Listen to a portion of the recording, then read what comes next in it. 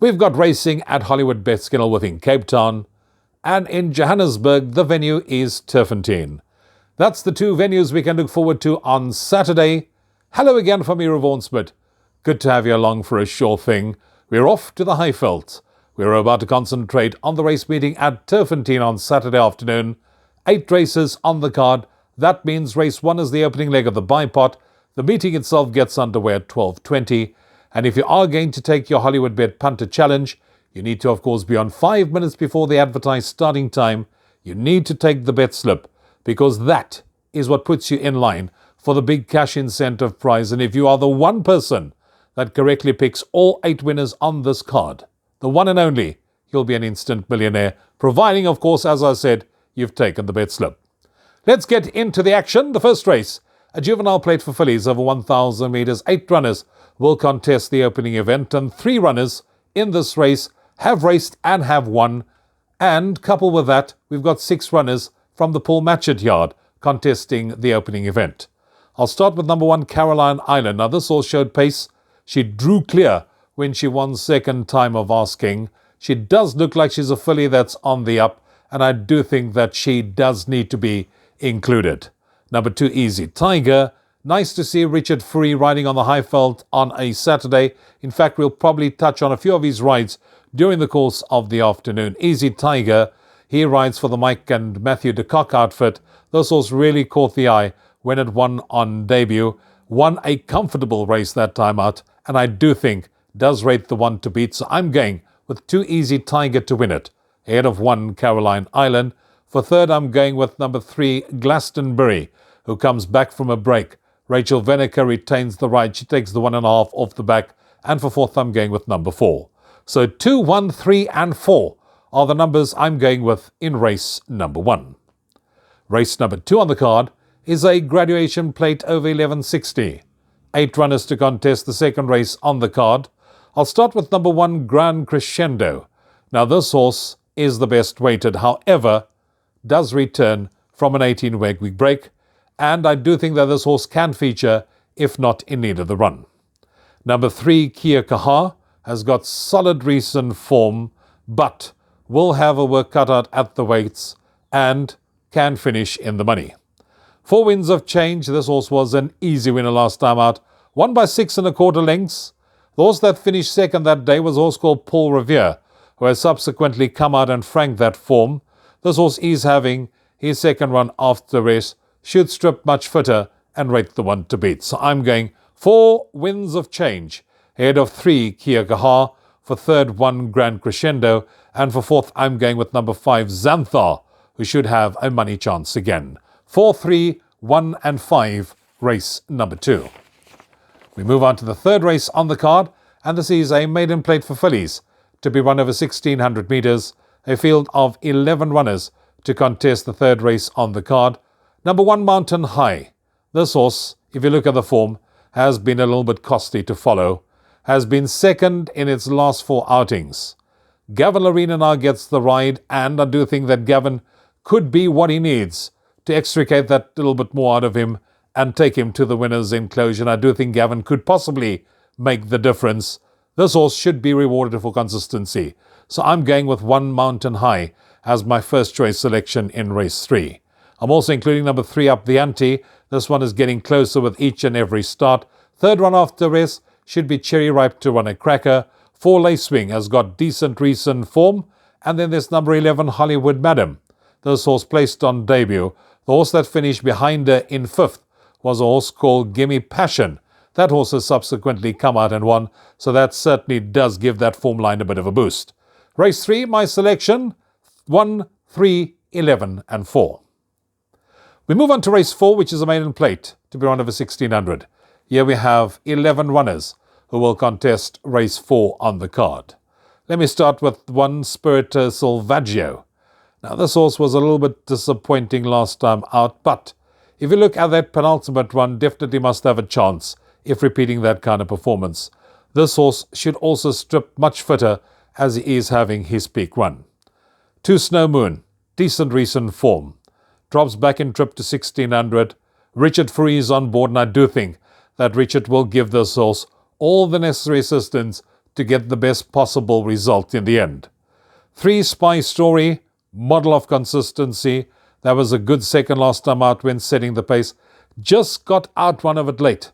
But a similar type of run, probably could get a similar type of result, could even go one better.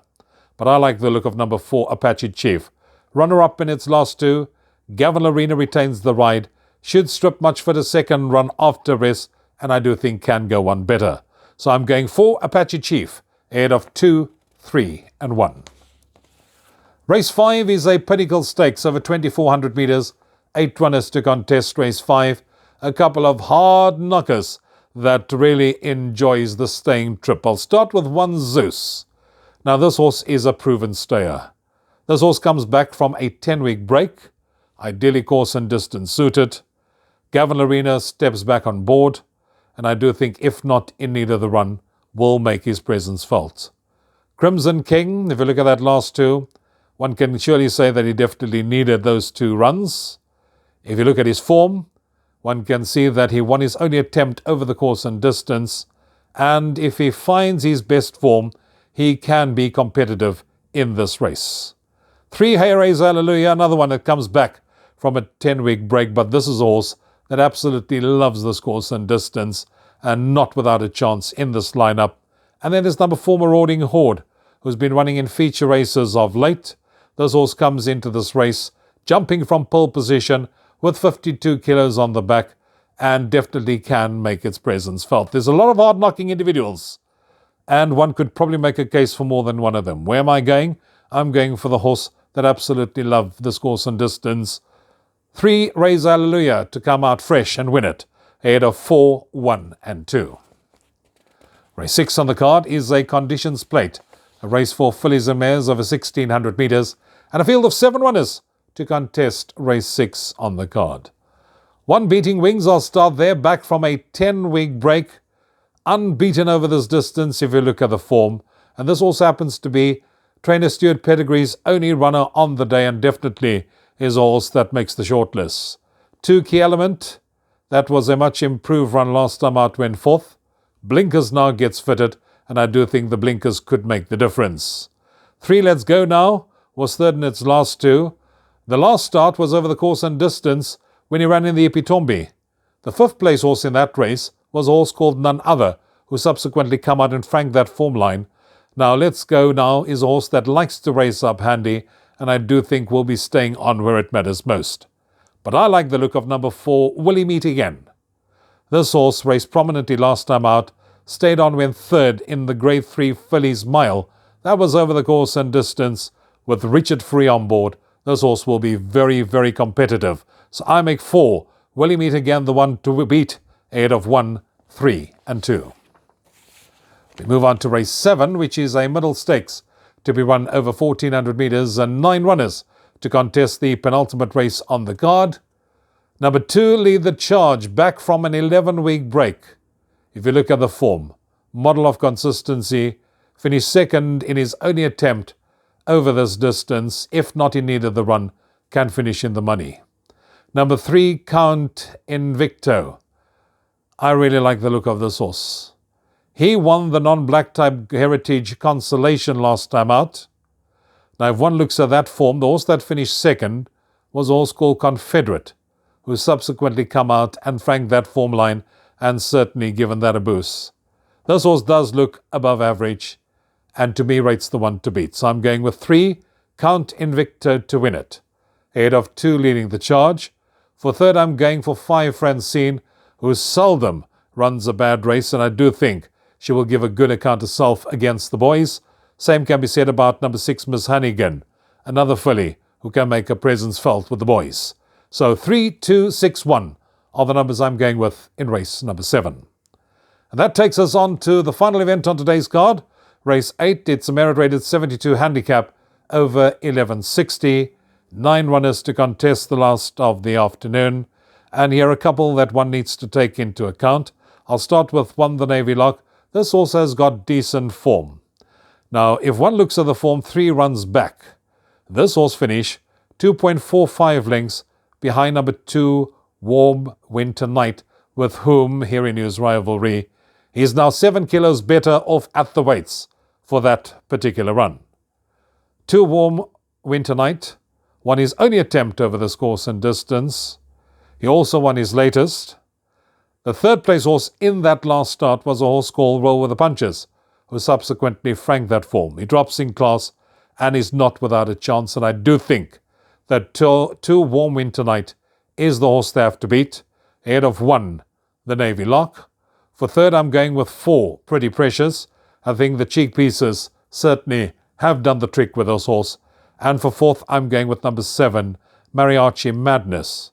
With Cabello Mazziniani on board, I do think he can run into the money. So 2, 1, 4 and 7 are the numbers I'm going with in the last of the afternoon. And that takes care of our race meeting at Turffontein on Saturday afternoon. Small fields, the order of the day. It certainly looks like we can make a few rand on the high felt. Till next time, from you, Rouvuan, take care. Cheers for now.